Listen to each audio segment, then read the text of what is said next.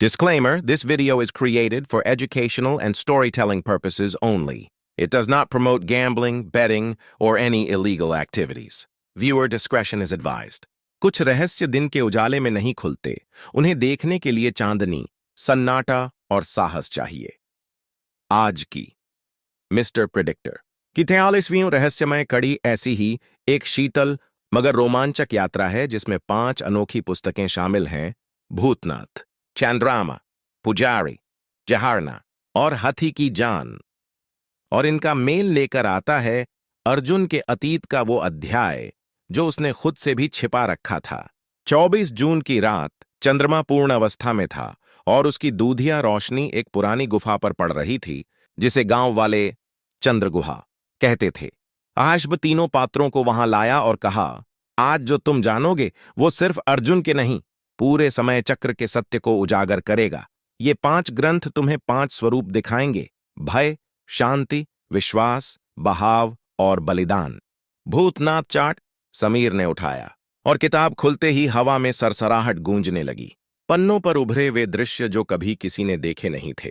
अर्जुन की वो रातें जब उसे अपने ही डर सताते थे और वो आत्मा जैसी अनुभूतियों से लड़ता था। एक वाक्य उभरा, जिसने अपने भूत को स्वीकारा वही भविष्य की चाबी पकड़ सकता है। चंद्रामा चार्ट। रागिनी ने खोला। किताब की पृष्ठभूमि पर एक शांत चंद्रमा तैरता था, मगर जैसे ही पन्ने पलटे हर सफेद पृष्ठ पर एक प्रश्न लिखा था। शांति के बीच छुपा था संशय। किताब ने कहा, जो चंद्रमा की शीतलता को भीतर उतारे वही कठोर समय में भी मृदु रह सकता है। पुजारी चर्ट। आनंदी के सामने खुला।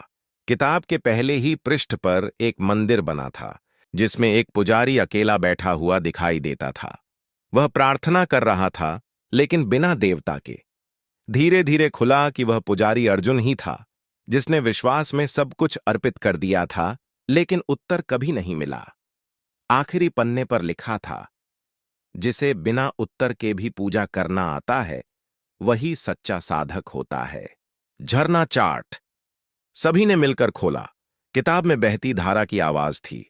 हर पृष्ठ पानी से गीला दिखता था, मगर हर बूंद में एक दृश्य छिपा था: अर्जुन की यात्राएं, उसका बहाव, उसका संघर्ष। किताब ने कहा, बहाव में खुद को खोना नहीं, खुद को पाना होता है। हाथी की जान चार्ट। अंत में खुला। किताब बहुत भारी थी और पन्नों में छुपा था बलिदान का रहस्य।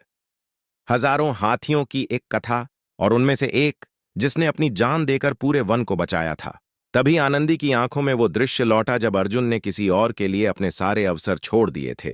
किताब बोली, जिसने अपनी जान में किसी और की सांस ढूंढ ली वही सच्चा नायक है। अब 5 ग्रंथों से एकत्र ऊर्जा गुफा की दीवारों पर उभरने लगी और वहां आकृति बनी एक बंद तलवार की, जिसे कहा जाता था विश्वस तलवार, कालचक्र का शस्त्र। अब अर्जुन की कथा वहां पहुंची है जहां उसे खुद से टकराना होगा।